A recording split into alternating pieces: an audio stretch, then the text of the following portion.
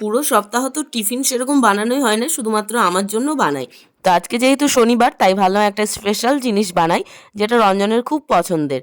তো সেটাই আজকে বানিয়ে নিয়েছি, রেসিপিটা আপনাদের সাথে শেয়ার করব। এটা হচ্ছে স্পেশাল ডিম টোস্ট, খুব সহজে বানানো যায়। তো প্রথমে দেখুন, বাটির মধ্যে দুটো ডিম এখানে ফেটিয়ে নিয়েছি, একটু হলুদ গুঁড়ো, একটু লবণ, আর সাথে একটু লঙ্কার গুঁড়ো দিয়েছিলাম। এরকম ব্রেড নিয়েছি, এগুলো একদম টাটকা। আর এখানে ফ্রাইং প্যানটা গরম করতে দিয়ে দিয়েছি।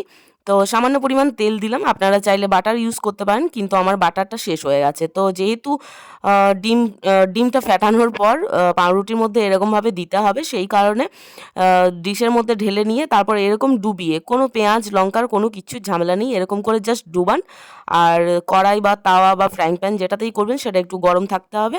ব্যাস, লো স্টিমে এটা রান্না হতে হবে। এত মারাত্মক টেস্ট হয়, আর রঞ্জন এত ভালোবাসে খেতে, তো ভাবলাম সকালে এটাই বানিয়ে নিই। আর চটজলদির মধ্যে বানানোর জন্য খুব স্পেশাল জিনিস এটা একটা, আর খেতে দারুণ টেস্ট হয়। হালকা করে তেল সাইডে দিয়ে দেবেন যখন মনে হবে লাগবে, তারপর ধিমি আঁচে এটা হতে দেবেন। দুপাশ লাল লাল হয়ে যাবে, আর যখন দেখবেন যে স্টিকি ভাবটা চলে গেছে, তখনই বুঝে যাবেন, দেখেই কালার দেখেও বোঝা যাবে। আর লো স্টিমে করলে অনেকটা ফেপেও যাবে, ফুলে উঠবে অনেকটা, মানে পাউরুটির যা সাইজ আছে তার থেকেও অনেকটা ফুলে যাবে ডিমটা দেওয়ার জন্য। দেখুন দুটো হয়ে গেছে, তুলে নিচ্ছি।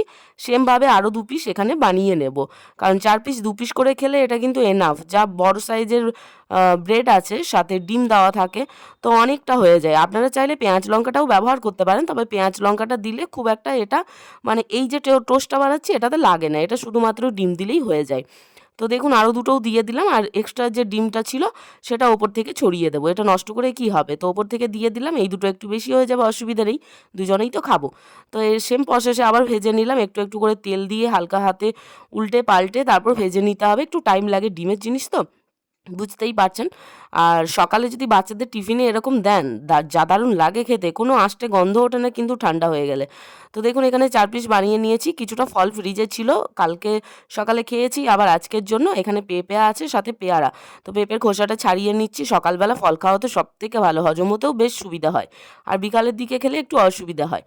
তো দেখুন এখানে প্লেট সাজিয়ে নিয়েছি, আজকে শনিবারের স্পেশাল টিফিন রঞ্জনকে দিলাম। আমি বললাম যে খেয়ে দেখো, তোমার পছন্দের ডিম টোস্ট বানিয়েছি। রঞ্জন জানতো না কি বানাচ্ছি, রান্নাঘরে গেছি, এসে দেখে ডিম টোস্ট, আর ওর খুব পছন্দের।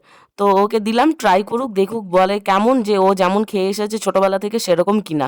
শাশুড়িমাও বানাতেন, আমি শুনেছি। তো বলছে যে হ্যাঁ একদম পারফেক্ট হয়েছে। তো এবার আমার টেস্ট করার পালা, আমিও সকাল সকাল টিফিনটা একসাথেই সেরে নেবো।